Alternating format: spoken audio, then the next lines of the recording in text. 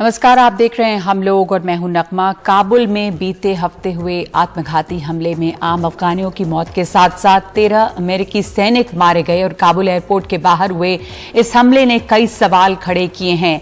America ने ये वादा किया कि वो पलटवार करेगा और चेतावनी दी और उसके बाद बदले की कार्रवाई हुई जिसमें ड्रोन अटैक हुए और उसमें इस्लामिक स्टेट खोरासान के लड़ाके मारे गए। खबर यह भी है कि अमेरिका ने एक और हवाई हमला किया है और इसमें भी इस्लामिक स्टेट खुरासान के लड़ाकों को निशाना बनाया गया है जो कि एयरपोर्ट पर ही और आत्मघाती हमला करने की कोशिश में थे।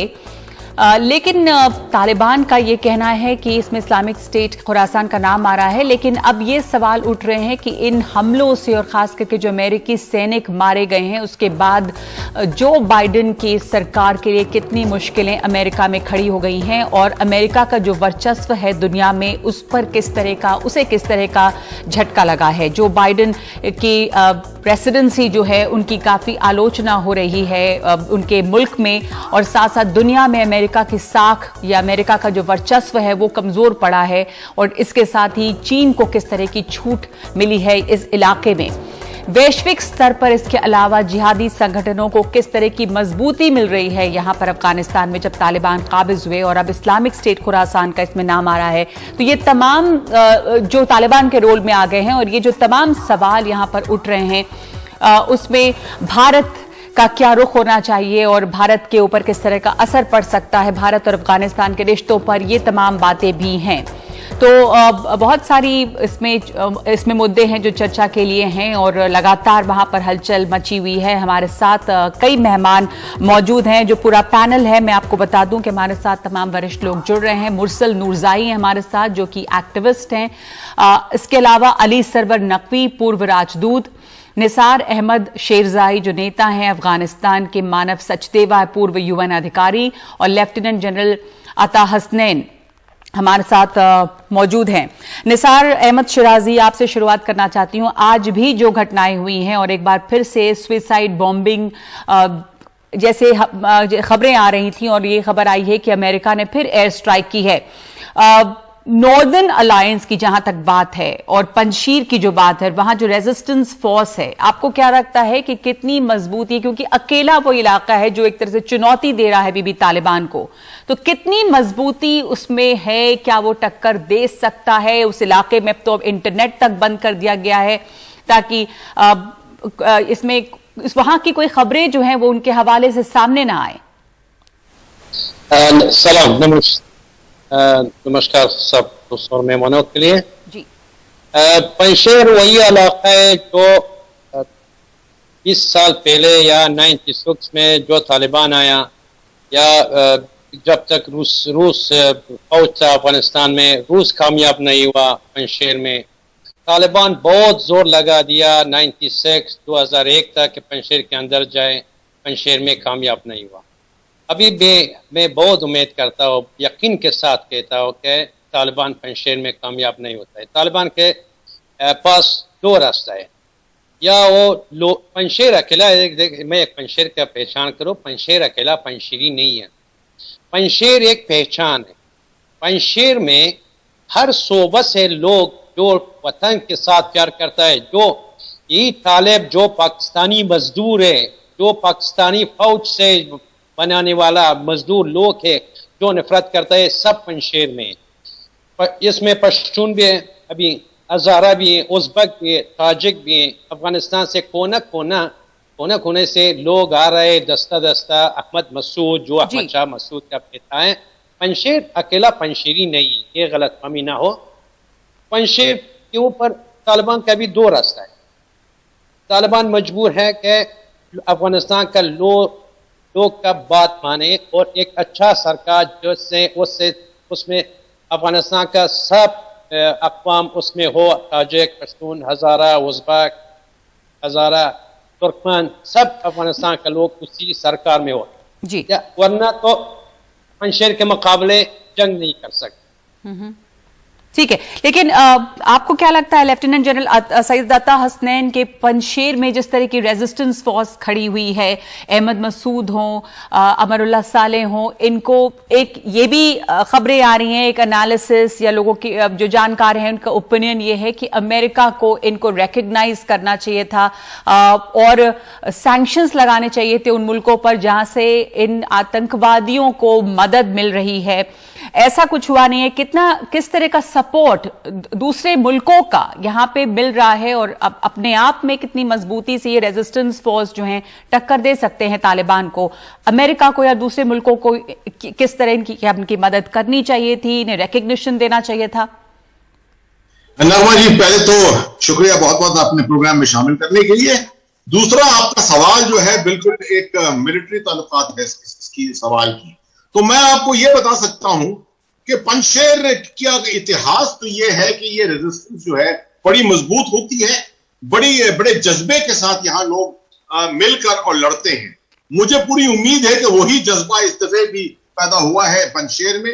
लीडरशिप उनके लिए कायम है, मगर जब भी रेजिस्टेंस होती है इस तरह की लड़ाई में, याद रखिए चंद एक चीजें होती हैं। एक तो रिसोर्सेज होते हैं जिसमें आपको पैसा, हथियार, साथ में ह्यूमन रिसोर्सेज होनी चाहिए, एक तरह का की आइडियोलॉजी होनी चाहिए जो कि मौजूद है बहुत हद तक यहां पर। मगर एक चीज जो फॉरेन असिस्टेंस, वो निहायत जरूरी होती है। मैं समझ रहा हूं कि इस वक्त पंजशेर क्योंकि घिरा हुआ है तकरीबन, ये फॉरेन असिस्टेंस इतनी आसानी से नहीं आ सकती। अब आप देख रहे हैं कि इंटरनेट वहां पर डाउन कर दिया है, जिससे कि कनेक्टिविटी बाहर की दुनिया के साथ भी अब कम हो गई है। तो मुझे तो मैं तो चाहता हूं कि जितना हो सकता है यहां पर पंजशेर के अंदर रेजिस्टेंस उभरे और ज्यादा बढ़े। आपने कहा कि अमेरिका को यहां पूरा असिस्टेंस देना चाहिए। मैं भी समझता हूं कि अमेरिका असिस्टेंस दे रहा है, शायद इसका ऐलान अभी नहीं कर रहा है। और सैंक्शंस का जहां सवाल आता है, ये अभी इतना जल्दबाजी होगी कि सैंक्शंस इमीडिएटली लग जाएं। हाँ। मगर क्योंकि अमेरिका अभी भी कुछ हद तक हक्का बक्का है इस रेड के बाद भी और तालिबान की जीत के बाद भी, तो जो भी डिसीजन मेकिंग अभी जो बाइडेन कर रहे हैं, मेरे ख्याल में थोड़ी उसके अंदर धीरापन आ जाएगा। हाल में थोड़े दिनों के बाद अगर पंजशेर वैली का रेजिस्टेंस सक्सेसफुल हुआ, कुछ हद तक भी सक्सेसफुल हुआ, हम देखेंगे कि दुनिया की ताकतें जो है इसके पीछे अपना जोर जो है वो लगाएं। जी, मैं वापस आऊंगी इन सवालों पर कि किस तरह से जो आतंकी गुट भी हैं, क्या उनमें फर्क करना आप सही है कि तालिबान जो है वो अचानक अच्छा हो रहा है और इस्लामिक स्टेट खुरासान का नाम सामने आ रहा है, और या ये सब मिले जुले हैं? लेकिन मुरसल नूरजाई, पहले मैं आपके पास आना चाहती हूं, आपकी प्रतिक्रिया, आपके रिएक्शंस के लिए। अमेरिका ने जो कार्रवाई की है, अभी वापस वो एयर स्ट्राइक्स हो रहे हैं, पर अमेरिका के निकलने से और जिस तरह से अमेरिका निकला है, जैसी अफरा तफरी अफगानिस्तान में देखी गई है, यह भी कहा गया कि उन तमाम लोगों को एक तरह से धोखा दिया गया जो अमेरिका के साथ रहे, और जो फैसले अभी भी लिए जा रहे हैं अमेरिका के जरिए, आप उसे कैसे देखती हैं? जो बाइडेन की काफी क्रिटिसिज्म हो रहा है उनके अपने मुल्क में भी कि अमेरिकी सैनिक भी मारे गए हैं, इतने सारे अफगानी नागरिक मारे गए हैं वहां पर, और अब वो तालिबान के साथ मिलकर काम करने की बात कर रहे हैं। बिल्कुल, बहुत बहुत शुक्रिया मुझे शो में इनवाइट करने के लिए। मैं यहाँ पे एक कोट करना चाहूंगी रिटायर्ड जनरल डगलस लूथ का। इंग्लिश में है तो ये मैं इंग्लिश में कोट करूंगी ताकि उसकी समझने में कोई परेशानी ना हो, वर्डिंग्स चेंज ना हो। तो 2015 में उन्होंने बोला था कि what are we trying to do in Afghanistan? We didn't have the foggiest notion of what we were undertaking. और उसको वो furthermore कहते हैं कि we didn't have a strategy. We did not know who the enemy was, who to fight, and all these years we have only lied to the American people. तो जब एक retired general ये सब बातें बोलते हैं तो उससे साफ साफ पता चलता है कि फर्स्ट ऑफ ऑल ये पूरा जो अमेरिकन वॉर था, इसकी स्ट्रेटेजिक बेसिस ही बहुत बेमानी थी, और अगर कोई मानी था भी तो इसमें बहुत इनोसेंट लोग मारे गए, क्योंकि उन्होंने ये पूरा स्ट्रेटेजाइज जिस तरह किया उसकी वजह से उसका कोई फायदा नहीं हुआ। क्योंकि हम लोग देख रहे हैं कि एक तालिबान के साथ फाइट करके उसको दूसरे तालिबान के साथ रिप्लेस कर दिया गया।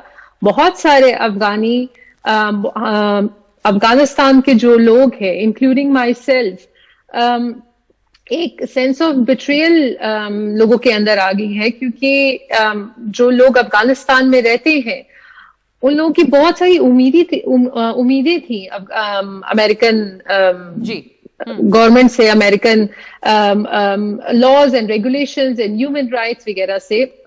और यहाँ पे मेनली सबसे ज्यादा जो इम्पैक्ट पड़ा है वो है बच्चों और औरतों पे, क्योंकि सबसे ज्यादा उनकी जिंदगियों में असर पड़ रहा है।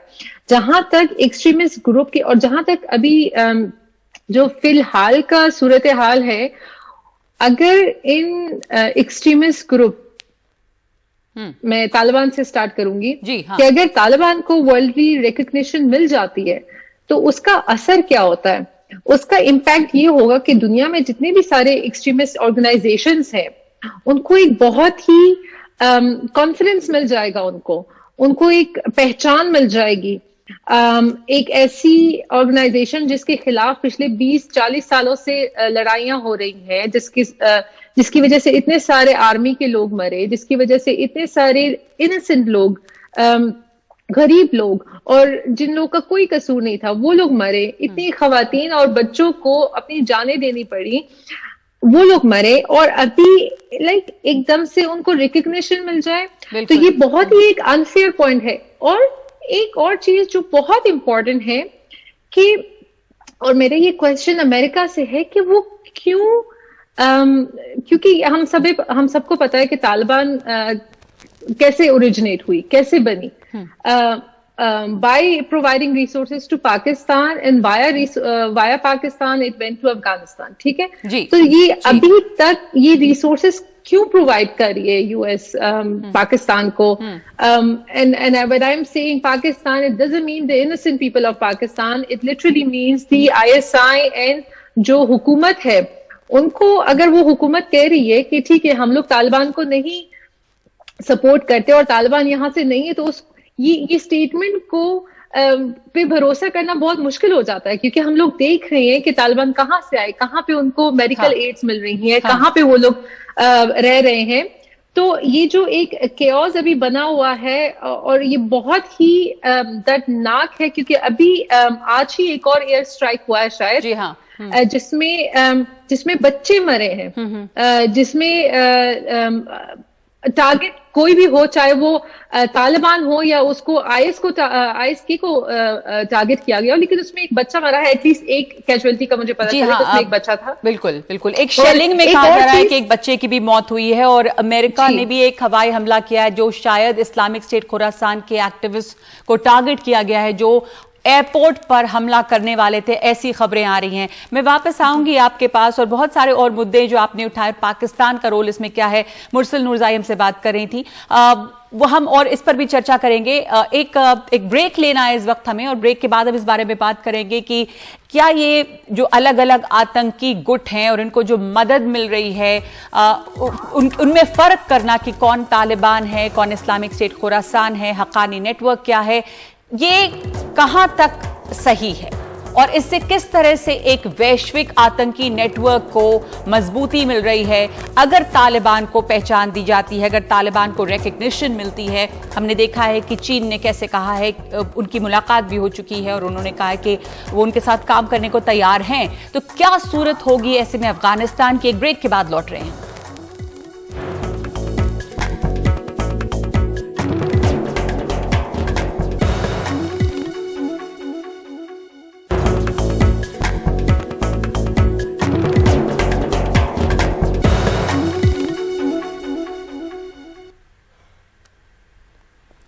आप देख रहे हैं हम लोग, हम चर्चा कर रहे हैं अफगानिस्तान के हालात की। खबर है कि वहां पर एक बार फिर से अमेरिका ने हवाई हमला किया है और इस्लामिक स्टेट खुरासान के लड़ाकों को निशाना बनाया है। अमेरिका के 13 सैनिकों के मारे जाने के बाद से अमेरिका ने कहा था कि वो इसका बदला लेगा, और हवाई हमले जो हैं उसके बाद हो रहे हैं। जो अमेरिका की नीति है, एम्बेसडर अली सरवर नकवी, उसे आप कैसे देखते हैं? अफगानिस्तान में जो ये लड़ाई है, ये लगता है कि एक पूरी जो कहते हैं कि फुल सर्कल वो वापस हो गया है। अब वो तालिबान जिनके खिलाफ ये यहाँ पर लड़ने के लिए पहुंचे थे, अलकायदा हो, तालिबान हो, इस्लामिक स्टेट खुरासान हो, क्या ये सब एक दूसरे से बिल्कुल अलग किए जा सकते हैं? अमेरिका जिस तरह से वहां से निकला और एक बार फिर अब हवाई हमले करके वो बदले की बात कर रहा है और हवाई हमले हो भी रहे हैं। अमेरिका का जो वर्चस्व है, जो साख है दुनिया भर में, उसको किस तरह का झटका लगा है अफगानिस्तान के हालात से, और वहां पे घरेलू राजनीति जो है वहां पे भी माफ कीजिएगा जो बाइडेन की काफी आलोचना हो रही है। देखिए, अव्वल तो पहले मैं आपका शुक्रिया अदा करता हूं, आपने मुझे प्रोग्राम में मदद किया। अब ये जो सारी गुफ्तगू है, ये जो अब तक होती रही है, वो बड़ी अजब है, क्योंकि उसमें पाकिस्तान के ऊपर सारा कुछ इल्जाम लगाया जा रहा है और ये एक नैरेटिव है, ये एक बयानिया है जो कि हिंदुस्तान में पता नहीं क्यों हर वक्त हमारे खिलाफ ही सब कुछ हो रहा होता है। अब पहले मैं आपको 2-3 बातें कहता हूं।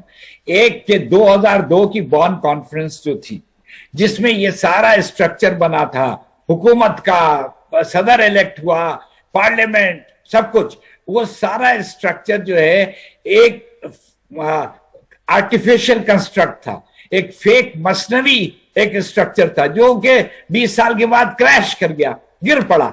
और उसमें 2 पार्टीज अहम, एक अफगान तालिबान, उनको बाहर रखा गया, और दूसरे पड़ोसी मुल्कों में पाकिस्तान को बाहर रखा गया। ठीक है ना। अब ये फुल सर्कल की आप बात कर रही है, तो ये फुल सर्कल एक ये भी हो रहा है। अच्छा, दूसरी बात ये है कि अमेरिका का स्ट्रक्चर कोलैप्स कर दिया। दूसरे, अशरफ गनी जो है पैसे लेके भाग गए, यानी कि कोई रेजिस्टेंस नहीं। तीसरी बात यह है कि काबुल में या बाकी जितने भी अफगान शहरों में तालिबान आए हैं, तो वहां कोई रेजिस्टेंस नहीं हुई। There was no battle for Kabul, there was no battle for Kandahar, there was no battle for Herat. ये आराम से हर जगह लोगों ने इनको वेलकम किया है, इनको सबने वहां के खुशामदीद कहा है। ये हकीकत जो है, इसको आप लोग दरगुजर करते हैं। अच्छा, अब जो बात ये पाकिस्तान के बारे में कि क्या खुशामदीद किया है, या जो सेना थी, जो अफगानी सेना थी, उसका एक तो मोरल लो था, या उसके पास जो निर्देश हैं वो सही नहीं पहुंच रहे थे कि वो लड़े भी। तो फेलियर तो पॉलिटिकल लीडरशिप की है कि क्या इसको सिर्फ कहा जा सकता है कि लोगों ने तालिबान को वेलकम किया है। आपके पास वापस आऊंगी। मानव सचदेवा, आप अफगानिस्तान में रहें और जो हालात और जो खबरें बाहर आ रही है वहां से अभी, कि अब आते आते ही तमाम तरह की चीजें हैं। मिनिस्टर ऑफ एजुकेशन जो मौजूदा तालिबान केस में जो बने हुए हैं, उन्होंने कहा कि लड़के लड़कियां साथ नहीं पढ़ सकते हैं। तमाम तरह की बातें जो है वो सामने आ रही हैं। अभी कुछ देर पहले ही मुरसल ने ये बात कही थी कि सबसे ज्यादा असर बच्चों पे और औरतों पे हो रहा है। अफगानिस्तान के हालात जो इस वक्त हैं, उस पर आपका क्या कहना है? उन्होंने कहा कि लड़के लड़कियां साथ नहीं पढ़ सकते हैं। तमाम तरह की बातें जो है वो सामने आ रही है। मानव, आप अपना टीवी अगर आपका ऑन है तो आप उसको बंद करेंगे, क्योंकि वो आवाज आ रही है और मैं आप की बात सुनना चाहूंगी। देखिए, बहुत बहुत शुक्रिया आपका हमें इस प्रोग्राम में शरीक करने का। तमाम तरह की बातें जो है वो सामने आ रही है। मानव, आप अपना टीवी अगर आपका ऑन है तो आप जी, वो बंद कर दिया हमने। अब हम ये शरीक करने के आते कि पहली बात तो ये देखें कि अफगानिस्तान में जो दिक्कतें, जो तकलीफें, जो मुश्किलें आई हैं, वो सिर्फ अब तालिबान के आने से नहीं शुरू हुई हैं। हम वहां 2004 से वहां मौजूद हैं। पहले एक्टिविस्ट भी थे, फिर अलग-अलग तरीकों से मौजूद हैं।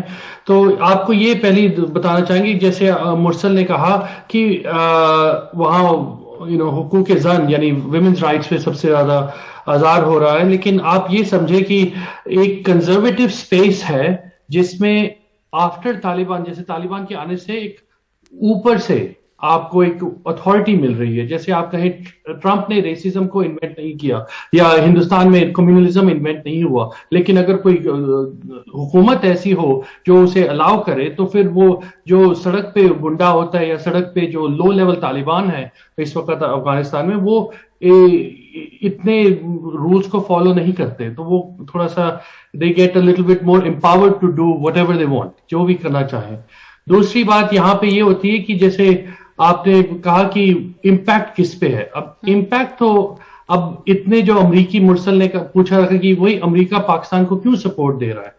देखिए लॉजिस्टिक्स ऑफ वॉर भी है, अभी इतने 20 साल से जो जंग शुरू हुई है उसके लिए पानी के तवस्सुत, ये लैंड लॉक कंट्री है, पानी के तवस्सुत इन्हें बहुत रोजमर्रा कितने ही ट्रक्स में मतलब लोग को सामान की मतलब आवश्यकता या जरूरत थी। हाँ। तो वो लॉजिस्टिकल नाइटमेयर, उन्होंने नॉर्दर्न एयर कॉरिडोर ट्राई किया था सेंट्रल एशिया का, पर नहीं हो पाया।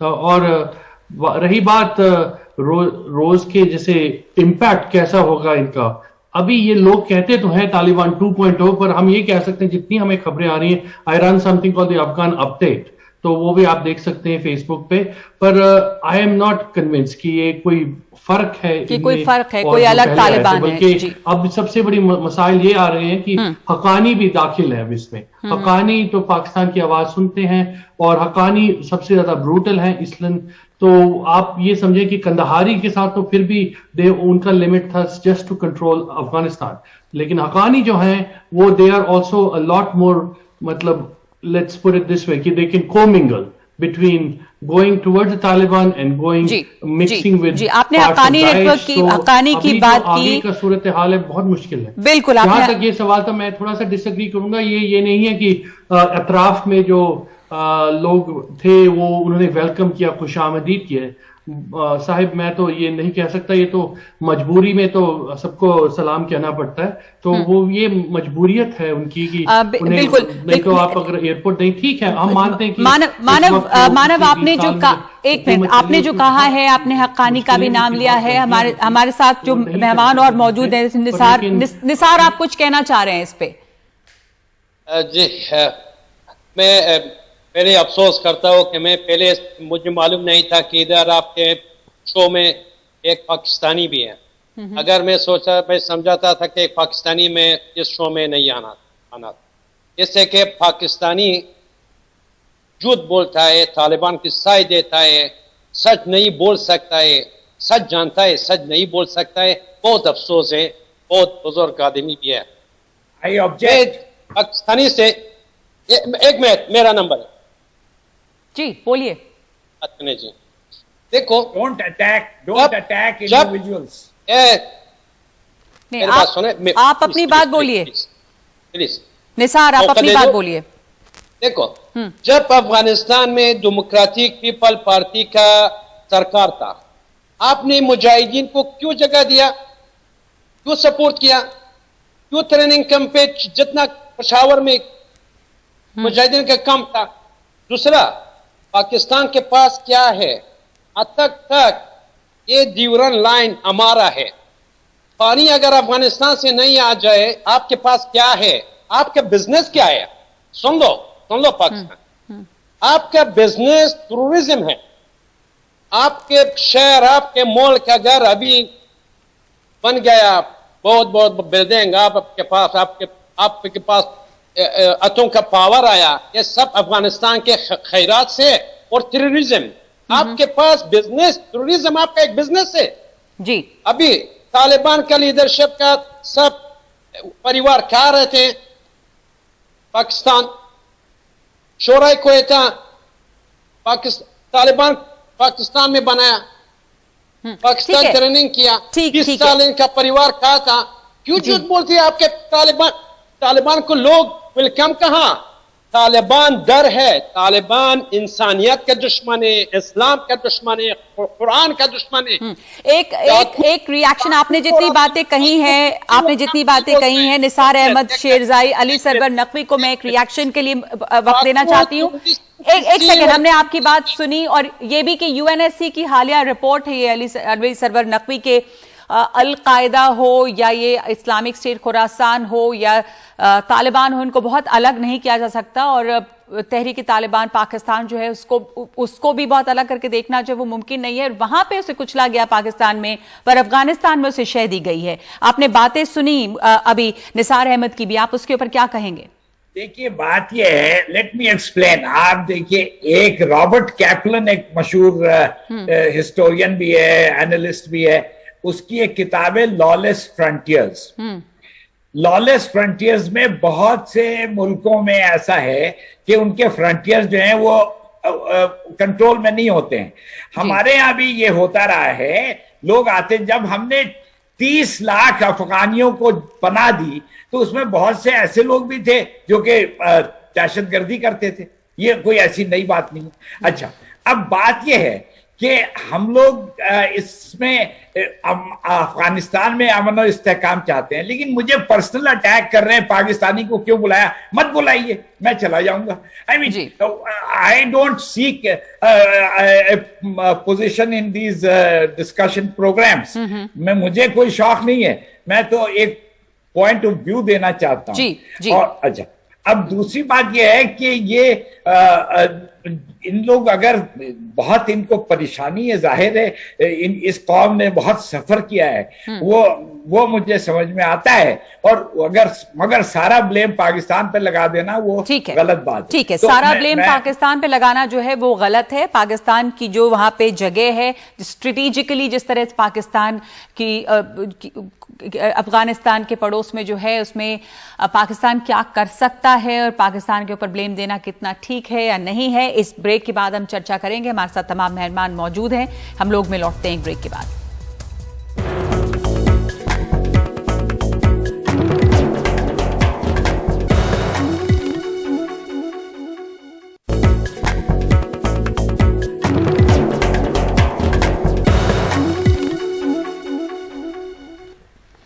आप देख रहे हैं हम लोग चर्चा कर रहे हैं हम अफगानिस्तान की। मुरसल नूरजाई हमारे साथ हैं। मुरसल, मैं आपके रिएक्शन चाहूंगी। अली सरवर नकवी को आपने सुना कि पाकिस्तान को ब्लेम करना किस तरह से पूरी तरह ठीक नहीं है, और निसार अहमद शेरजाई को सुना आपने पाकिस्तान पर जो वो के रोल के बारे में जो बातें कर रहे हैं। इस बीच आयशा सिद्दीका जो बहुत ही जानी मानी मिलिट्री एक्सपर्ट भी हैं, उन्होंने ये ट्वीट किया था कि पाकिस्तान के जो नेशनल सिक्योरिटी एडवाइजर, उन्होंने कहा है कि risk a second 9/11 if you don't recognize Afghanistan's new leaders। कैसे देखती हैं आप इसको और पाकिस्तान के रोल को?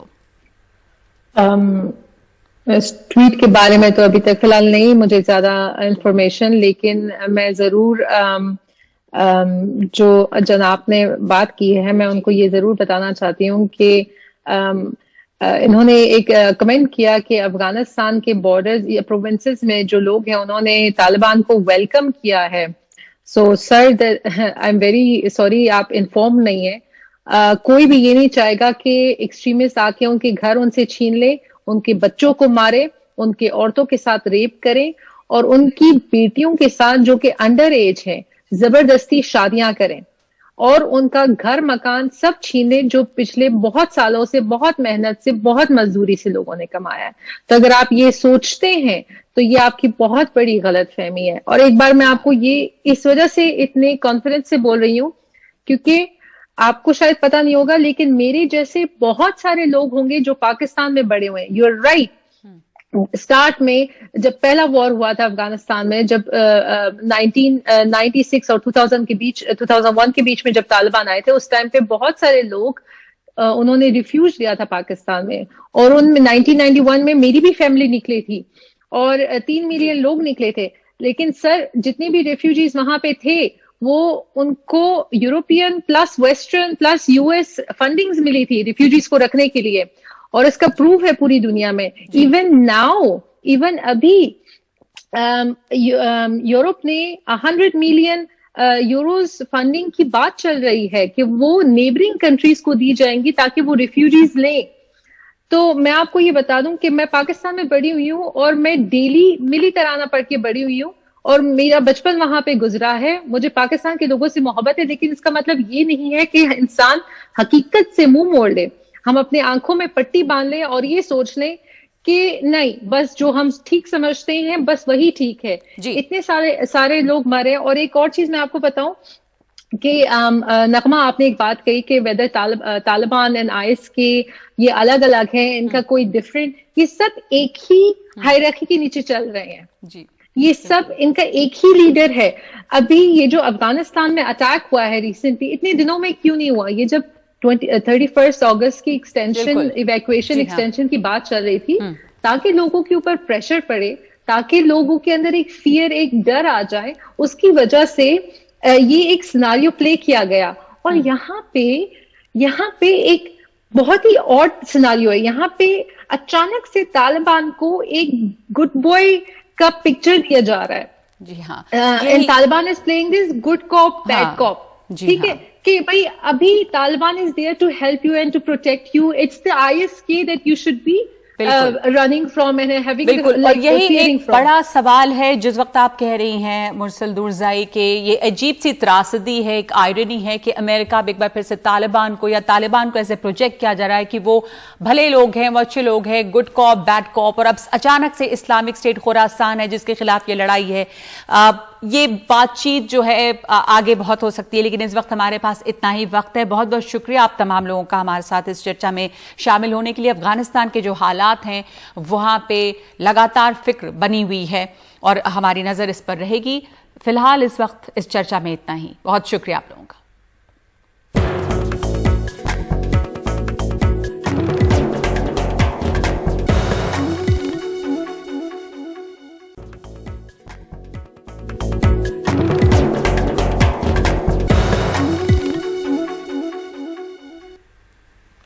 और खबर यह आई है अफगानिस्तान के मामले में कि अमेरिका ने वहां पर एक और हवाई हमला किया है। पहले भी अमेरिकी सैनिकों के मारे जाने के बाद अमेरिका ने ड्रोन स्ट्राइक किया और एक दोबारा हमला हुआ है, जैसे रॉयटर्स के हवाले से इस वक्त खबर आ रही है, जिसमें इस्लामिक स्टेट खुरासान के लड़ाकों को टारगेट किया गया है।